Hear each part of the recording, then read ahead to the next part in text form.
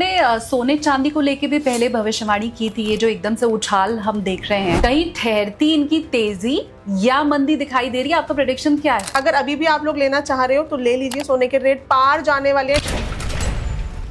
चांदी की अगर मैं बात करूं तो 28 फरवरी से लेके 3 मार्च के बीच में कोई भी युद्ध हो सकता है, कोई एयरप्लेन क्रैश दोबारा से हो सकता है, हार्ट अटैक से बहुत लोगों की जाने जाएंगी। ये सब बुरी बुरी खबरें ही हैं या कुछ अच्छा भी लेकर के आ रहा है नया संवत्सर हमारे लिए? माता रानी की सवारी से पता चलता है कि नया साल कैसा जाने वाला है। पिछले साल माता रानी हाथी की सवारी पे आई थी, इस साल वो घोड़े की सवारी पे आ रही है। तो जब भी घोड़े की सवारी पे माता रानी आती है तो संघर्ष बढ़ता है, तनाव बढ़ता है, राजनीतिक उथल पुथल बहुत ज्यादा देखने को मिलती है। T20 वर्ल्ड कप की अगर हम बात करें तो ऑब्वियसली भारत तो इस टाइम बहुत स्ट्रांग है। अगर मैं लास्ट में देखूं तो इंडिया और इंग्लैंड, ये दोनों कंट्रीज लास्ट में जाएंगी। इंडिया ही जीता रहे, मैं तो ये चाहती हूँ। फाइनल में आप बोल रही हैं इंडिया और इंग्लैंड जाता हुआ आपको दिखाई दे रहा है। तय करना अगर अंतरदशा और प्रत्यंतर दशा के हाथ में है तो फिर मेरा कर्म कहाँ गया? कितने लोगों की ऐसी कुंडली होती है भाई उसने तो कोई कर्म ही नहीं करा, वो क्यों हुआ ऐसा? हमको जो एक डेट ऑफ बर्थ मिली है दैट इज बिकॉज ऑफ प्रारब्ध। आपने पिछले जन्म में कैसे कर्म करे थे।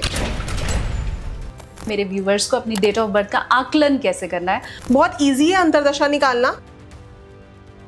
तो हम अब 1 नंबर के साथ शुरुआत करते हैं। जितने भी लोगों का 1 नंबर आ रहा है, खुश हो जाओ आप लोग कि इस साल आपके लिए पैसा अपार आने वाला है।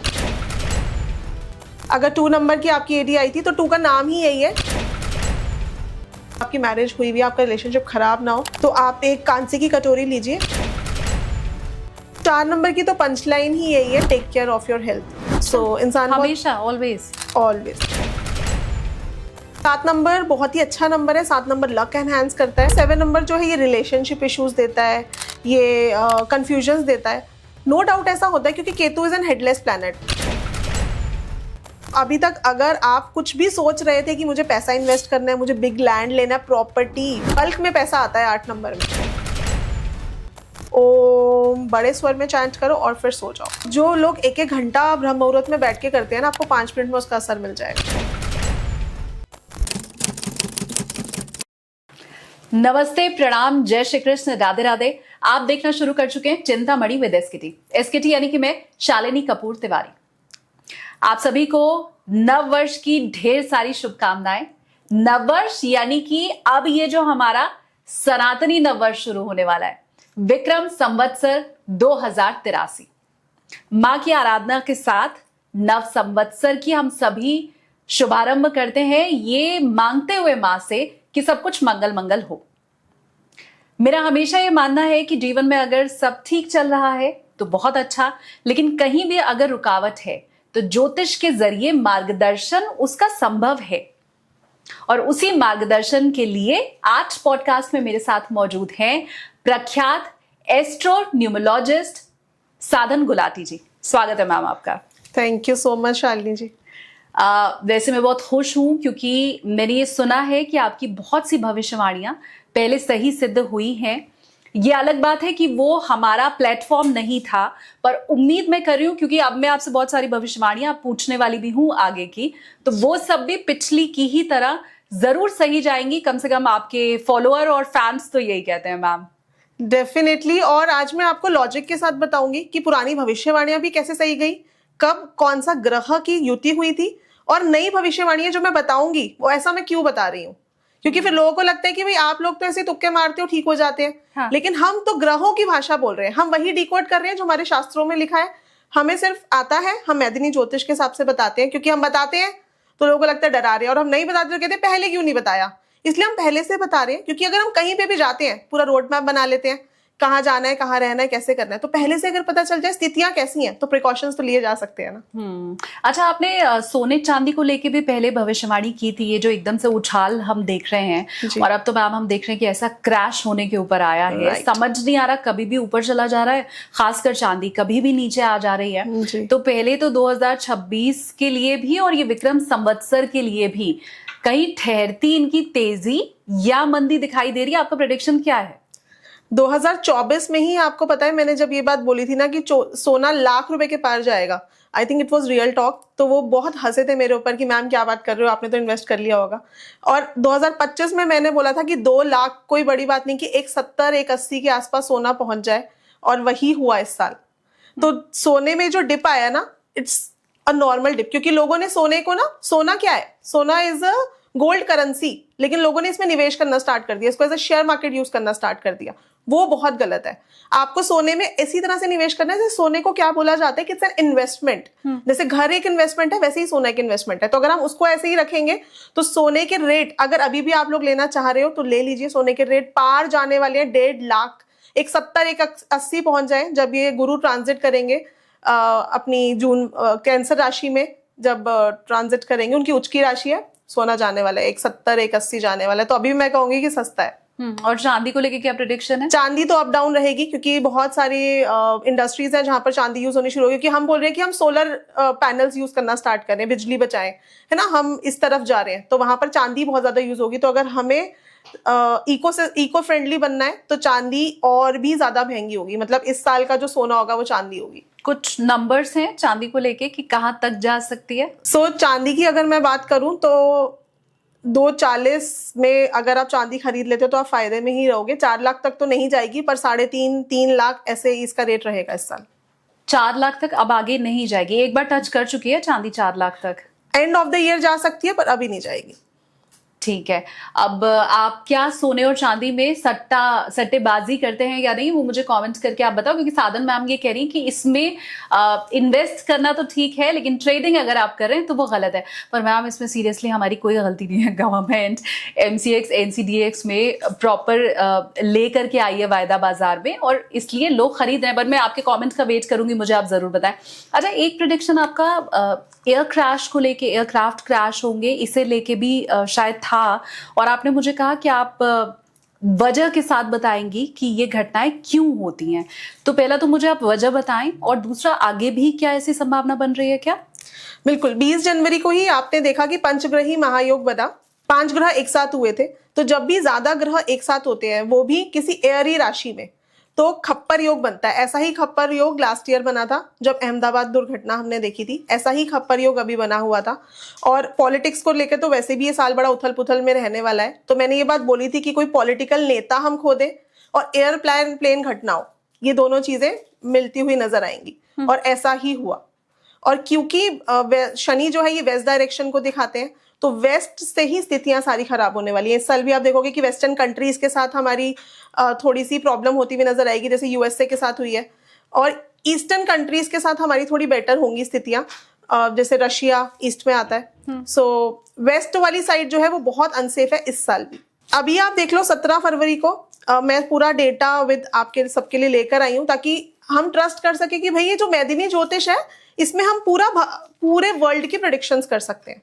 तो 17 फरवरी को एनुअल सोलर लूनर एक्लिप्स है, ठीक है, जिसको पूर्ण सूर्य ग्रहण कहते हैं। और ये तो भविष्य मलिका में भी लिखा हुआ है कि अगर दोनों सूर्य ग्रहण और चंद्र ग्रहण 15 दिन के गैप में ही अगर दोनों लग जाए तो युद्ध जैसी स्थितियां बनती है। 17 तारीख को पूर्ण सोलर एक्लिप्स है, वो भी धनिष्ठा नक्षत्र में, वो भी मंगल का नक्षत्र है। और अगर उस दिन का मैं नवांशा चार्ट देखती हूँ तो सूर्य जो है ये मंगल की राशि में, ठीक है। तो अगेन एयरी राशियां हो गई। 22 फरवरी को मंगल जो है ये मैं 1 मिनट आपको रोक रही हूँ मैम। सूर्य ग्रहण का तर्क सहित आपने बताया कि आप कहाँ से ये आपने लिया है। मैं ये जानना चाहती हूँ, क्योंकि ये सूर्य ग्रहण भारत में दृश्य है नहीं, जरा सा भी नहीं दिखाई देगा, उसके बाद भी क्या हमारे ऊपर इसका असर होगा?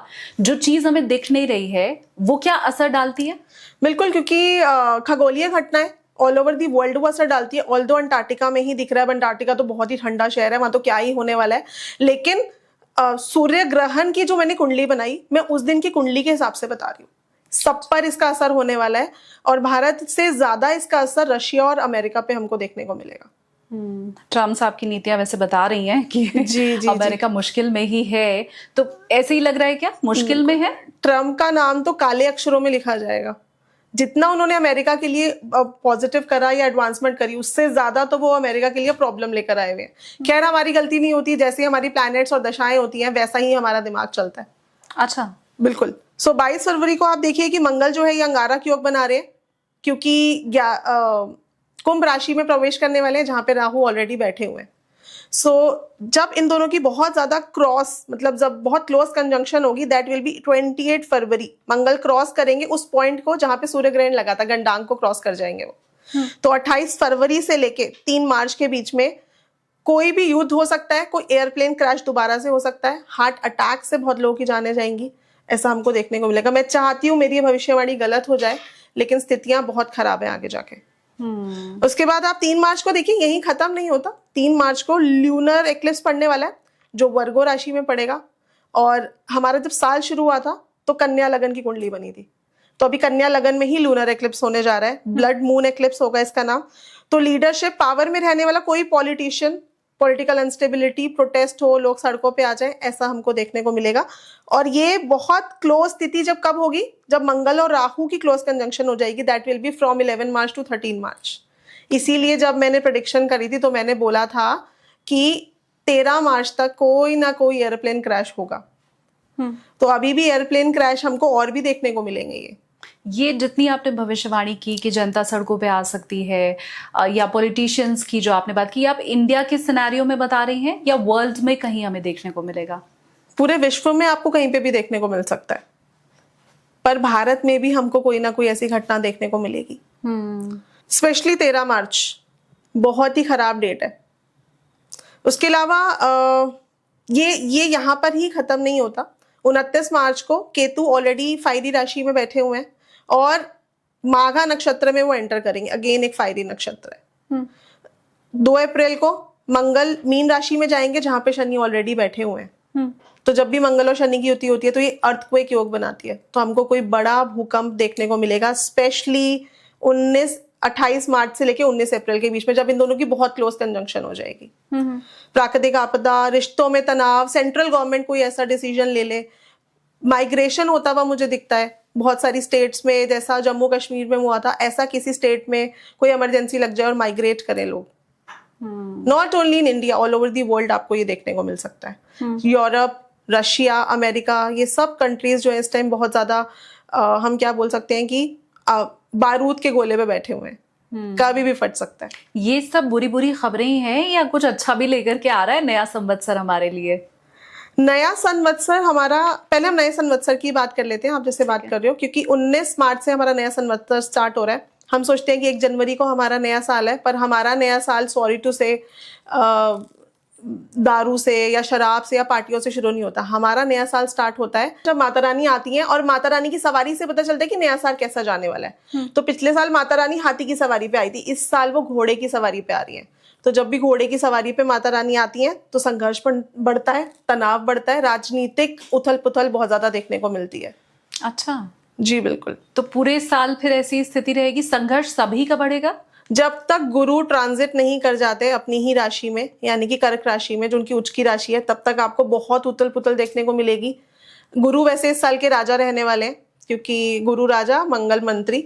तो ऐसा शास्त्रों में भी लिखा हुआ है कि जिस साल में ऐसा हो जहां पे मंगल मंत्री हो, और जब शुरुआत हो साल की और मंगल के साथ शनि बैठ जाए। अभी मैंने आपको बताया कि जब मंगल ट्रांजिट करेंगे पाइसेस राशि में, तो शनि पहले ही वहां पे बैठे शनि वहां पे पहले ही बैठे हुए हैं जी। तो कोई भी साल अगर ऐसा जाए जहां पर मंगल और शनि की युति हो जाए और नया साल शुरू हो रहा हो, नव वर्ष स्टार्ट हो रहा हो, तो ऐसे साल में श्रीलंका, बंगाल या फिर ऐसी राज्य जिनके आसपास पानी हो, समुद्र हो, उनका बहुत ज्यादा पतन होता है। ओह जी। तो भारत के बहुत से शहर फिर तो इनफैक्ट मेट्रो सिटीज फिर तो इसमें शामिल है। मुंबई को भी हम उसमें ही शामिल करेंगे? यस, महाराष्ट्र डेफिनेटली हम देख सकते हैं। ठीक है। अभी तक तो सारी डरावनी ही भविष्यवाणियां मुझे मिली है। मैं अभी भी वेट कर रही हूँ कि कुछ बहुत पॉजिटिव सा मिले। हमारा T20 वर्ल्ड कप भी तो आ रहा है मैम, उसको लेके भी कुछ है प्रेडिक्शन आपके पास? जी। सो T20 वर्ल्ड कप की अगर हम बात करें तो ऑब्वियसली भारत तो इस टाइम बहुत स्ट्रांग है, और इस बार हमें स्पोर्ट्स में नई नई टेक्निक्स भी आती हुई दिखेंगी। स्पोर्ट्स में हम काफी ऊपर जाने वाले हैं। लेकिन क्योंकि T20 वर्ल्ड कप जिन स्थितियों में बन रहा है, ये स्थितियां बहुत पॉजिटिव तो नहीं है, लेकिन भारत के लिए स्टिल सेफ है। अगर मैं लास्ट में देखूं तो इंडिया और इंग्लैंड, ये दोनों कंट्रीज लास्ट में जाएंगी। न्यूजीलैंड जा सकता था, बट न्यूजीलैंड वालों के लिए मेरी एक रिक्वेस्ट है, अगर आप लोग देख रहे हो न्यूजीलैंड वाले लोग, या कोई न्यूजीलैंड में आपका कोई भी पर्सन हो, तो उनकी प्लीज जर्सी चेंज करा दीजिए। ब्लैक जर्सी की वजह से वो हार जाते हैं, जबकि सबसे सबसे ज्यादा पोटेंशियल कंट्री है न्यूजीलैंड। अच्छा, मैं नहीं चाहती लेकिन उनकी जर्सी का कलर चेंज हो और इंडिया के सामने कोई इतना मजबूत प्रतिद्वंदी खड़ा हो। जैसी उनकी जर्सी है वैसी ही रहे, इंडिया ही जीतता रहे। मैं तो ये चाहती हूँ। फाइनल में आप बोल रही हैं इंडिया और इंग्लैंड जाता हुआ आपको दिखाई दे रहा है? बिल्कुल, इंडिया और इंग्लैंड जाएगा। बहुत टफ टक्कर रहने वाली है इस बार। मुझे साउथ अफ्रीका भी दिखती है इस बार अच्छा प्रदर्शन करेगी, लेकिन इंडिया फाइनल्स में तो जरूर जाएगा। And I hope for the best India T20 जीते, क्योंकि अगर हम सूर्य कुमार की बात करें तो सूर्य कुमार का अच्छा समय चल रहा है। उनकी डेट ऑफ बर्थ भी अगर मैं देखूं तो 14 सितंबर 1990 पे बॉर्न है वो। लेकिन सूर्य कुमार का मूलांक 5 है और आप देखो कि उनका नेम भी 5 नंबर पे ही जाता है। सो यहाँ से उन्होंने अपने नेम को जो बैलेंस करके रखा हुआ है, तो सूर्य कुमार बहुत ज्यादा अच्छा तो नहीं खेलेंगे, लेकिन उनके नेतृत्व में इंडिया बहुत अच्छा खेलने वाला है। सूर्य कुमार की अपनी परफॉर्मेंस बहुत अच्छी भले ना रहे, पर उनकी कैप्टेंसी में हम चमकने वाले हैं। राइट, लीडरशिप उनकी बहुत अच्छी रहने वाली है और वो बहुत अच्छे से डिसीजंस लेने वाले हैं इंडिया के लिए। T20 में सूर्य कुमार को ही सारा क्या बोल सकते हैं हम, लाइमलाइट मिलने वाली है। क्या बात है। तो मतलब फाइनल में तो हम पहुंच रहे हैं। अभी तक की ज्योतिषीय स्थिति के हिसाब से अब फाइनल में जीते हैं या नहीं जीते हैं वो देखने वाली बात जरूर रहेगी। कोई और प्लेयर भी है जिनका आपने चेक किया है कि कैसा रहने वाला है आगे का समय? अभिषेक शर्मा का नाम मैंने बहुत सुना था। मेरे स्टूडेंट्स भी अक्सर मुझे बोलते रहते हैं कि मैम अभिषेक शर्मा, उनके बारे में आप कुछ बताइए, क्योंकि उनका नाम भी आप देखिए 4 नंबर पे जाता है। तो हम हमेशा बोलते हैं भाई 4-8 पे नाम नहीं होना चाहिए। तो मेरे स्टूडेंट्स भी उस दिन मुझसे पूछ रहे थे कि मैम ये कैसे इतना राइज कर रहे हैं। तो अभिषेक शर्मा इस बार समझ लीजिए दूसरे विराट कोहली बनने वाले हैं। अच्छा, 4 सितंबर 2000 अगर मैं देखूं तो उनका डेट ऑफ बर्थ है। सो जब भी आपका नाम आपके मूलांक या भाग्यांक पे आ जाए, दैट इज नोन एज राजयोग।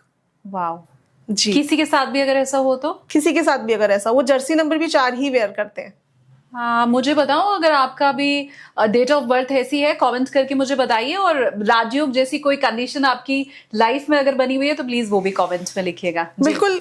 हम एक्चुअली जिस न्यूमरोलॉजी साइंस को पढ़ते हैं, that is not our Bharat, हमारे भारत की मूल साइंस नहीं है वो। मैं आज आपको जो बता रही हूँ ना, दैट इज एस्ट्रो न्यूमरोलॉजी। अच्छा, आपने एस्ट्रोलॉजी अलग सुना होगा, न्यूमरोलॉजी अलग सुना होगा। लेकिन मैं बात कर रही हूँ एस्ट्रो न्यूमरोलॉजी की, जिसमें हम न्यूमरोलॉजी से ही दशाएं निकालना सीखते हैं। अच्छा, जी बिल्कुल, जिसमें हम न्यूमरोलॉजी से ये देख सकते हैं आने वाला समय कैसा है। अब जैसे हम बात कर रहे हैं कि इस राशि में ये जाएगा, हम कॉमन प्रेडिक्शन भी सुनते हैं इस राशि वाले के लिए ये साल अच्छा जाने वाला है। हो सकता है आप भी एक्सपेक्ट कर रहे होंगे कि मैं विक्रम संवत में बताऊं कि कौन सी राशि के लिए कैसा जाने वाला है, लेकिन that is common prediction. 140 crore भारतीय हैं, तो सब मेष राशि में 1/12 अगर हम गले 10 करोड़ लोग तो आ गए उसी में। क्या सबके लिए सेम जाएगा? जी नहीं, बिल्कुल। एस्ट्रो न्यूमरोलॉजी के हिसाब से ही पता चलेगा कि आपकी दशा क्या चल रही है और आपका आने वाला समय कैसे जाएगा। जितने भी लोग हैं हायर प्लेसेस, जितने भी लोग टॉप प्लेसेस पे, क्या उनको जरूरत है इन साइंसेस की? बिल्कुल भी नहीं है, लेकिन फिर भी वो फॉलो करते हैं इन साइंसेस को अपनी फेम और अपनी उस प्रतिष्ठा को मेंटेन करने के लिए। अभी आप देखिए अनंत अंबानी ने गाड़ी खरीदी है, गाड़ी का टोटल एस्ट्रो न्यूमरोलॉजी के हिसाब से डिजाइन कराया है। जितने भी लोग अपने कंपनी का लोगो, अपनी कंपनी का नाम, ये सब इसी साइंस से डिजाइन करते हैं और हाइट्स पे पहुंचते हैं, क्योंकि यही एक ऐसी साइंस है जिसमें आप नाम से राजयोग क्रिएट कर सकते हो। अगर नहीं है कुंडली में या नंबर्स में तो भी हम क्रिएट कर सकते हैं। बिल्कुल भी हमें मिसिंग नंबर पे नेम को लेकर नहीं जाना होता। ये सिर्फ एक हम क्या बोल सकते हैं कि जिसको ज्यादातर लोग फॉलो करते हैं कि मिसिंग नंबर पे नाम को ले जाओ, दैट इज चाइनीज न्यूमरोलॉजी। वो हमारे भारत की न्यूमरोलॉजी नहीं है, हमारी संस्कृति की न्यूमरोलॉजी नहीं है। हमारे वेदों में जिस न्यूमरोलॉजी का मेंशन भी है दैट इज अंक कुंडली, एस्ट्रो न्यूमरोलॉजी। हम डेट ऑफ बर्थ से बता सकते हैं आपके मांगलिक दोष है, कालसर्प दोष है, पितृ दोष है, अंगारक योग है आपकी कुंडली में, बंधन योग है, इस टाइम आपका हॉस्पिटल पे खर्चा होगा। देखिए ये जो साइंस है ना, ये हमारी प्रेडिक्शन के लिए यूज करी गई है, इसलिए नहीं कि हम क्या रेमेडी करें। ठीक है, समय कैसा है पहले तो हमें ये देखना पड़ेगा। अगर समय अच्छा है तो हम अपना पैसा लगाएंगे, अपना इन्वेस्टमेंट लगाएंगे, अपनी एनर्जीज लगाएंगे। अगर समय अच्छा नहीं है तो फिर तो कोई फायदा ही नहीं है ना उस एनर्जी को लगाने का। तो ये समय कैसे पता चले हमारा कौन सा अच्छा है या कौन सा खराब है, क्योंकि सब राशि वालों के लिए तो सेम नहीं जाएगा। पर आपने कहा ये हमारी न्यूमरोलॉजी नहीं है, ये चाइना की न्यूमरोलॉजी है।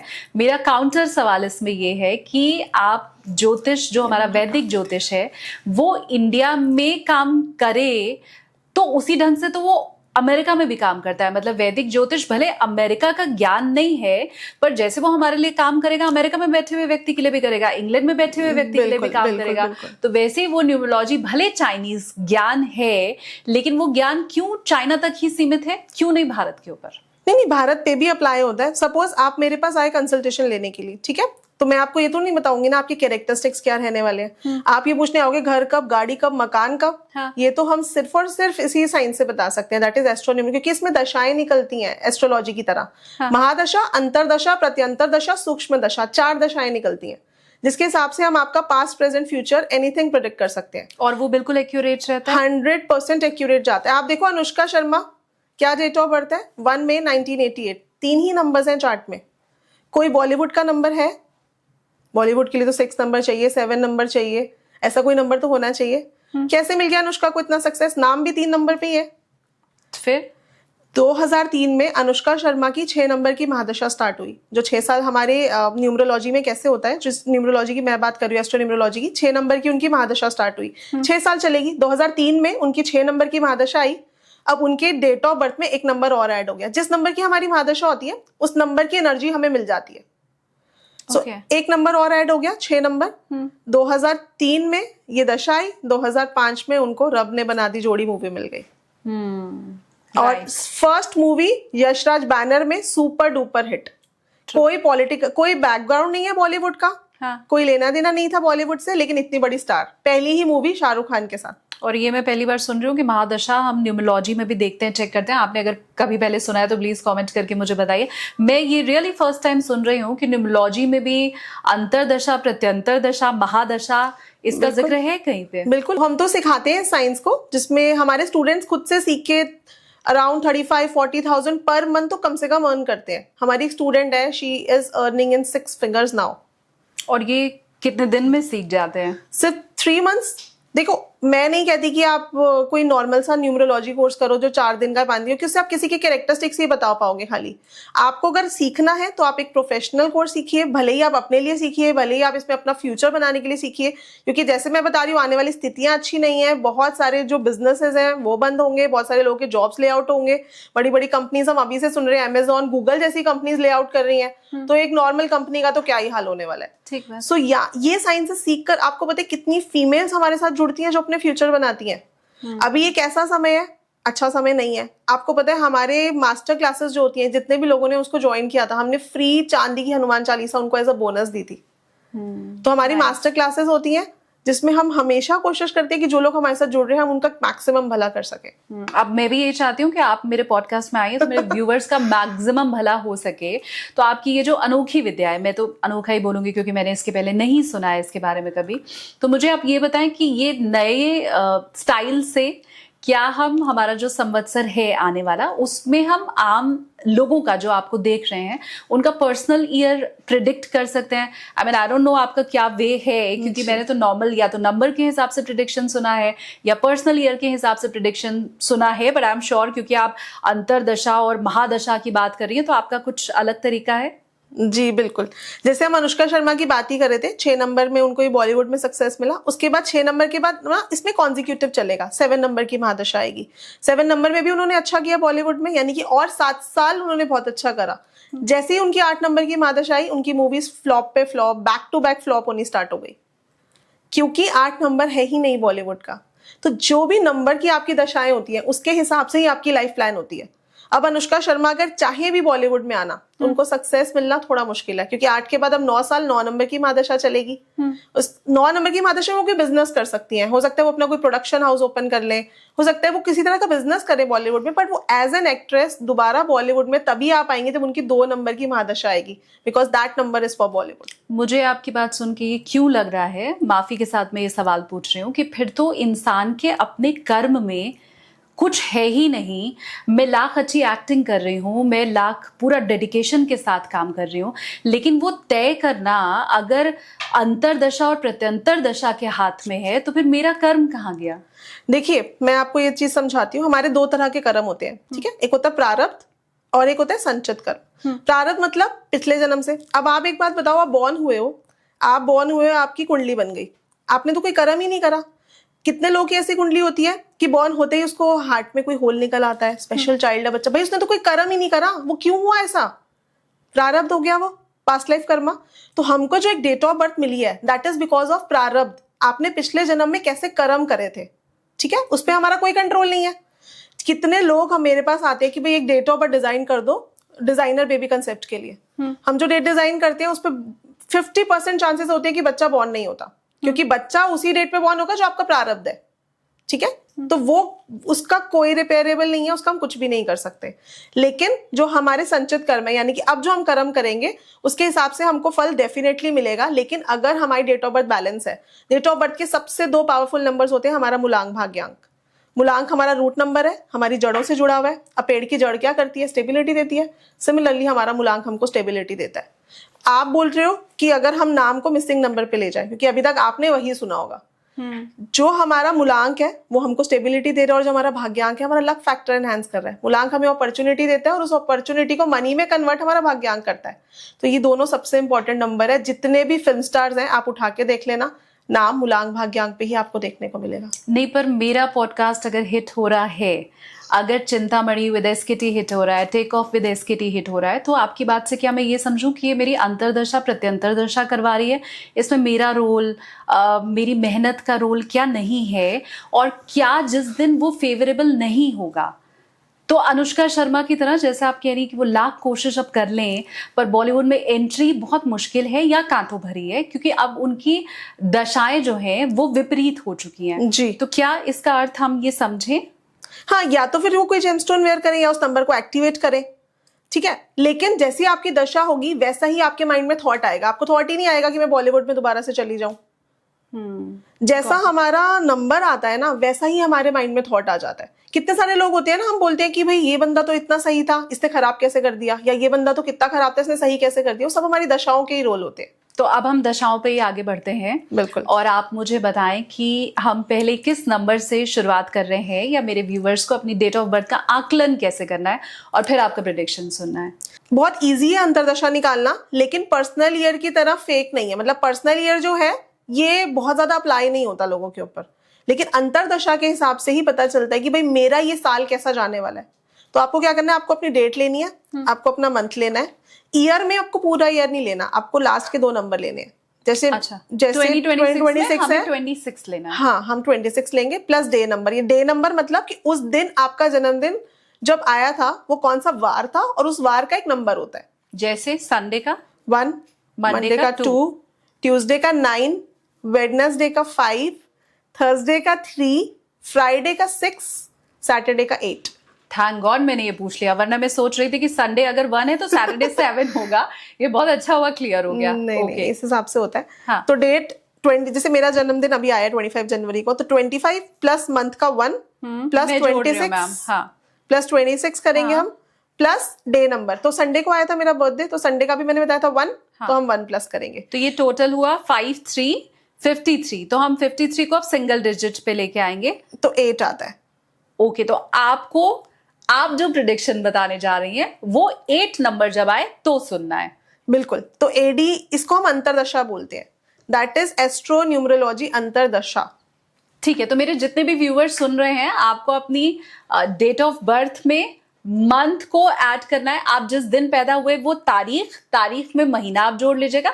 महीना जोड़ने के बाद आपको उसमें 26 जोड़ना है, सिर्फ 26, क्योंकि 2026 चल रहा है। उसके बाद आपको आपका डे, जिस दिन आप पैदा हुए, जैसे मैं शनिवार को पैदा हुई हूँ तो शनिवार आपने उस साल में डे कौन सा आ रहा है, क्योंकि अगर आप अपना बर्थडे वाला डे ले लोगे फिर तो हर साल सेम ही रहेगा ना डे नंबर। तो गॉट इट।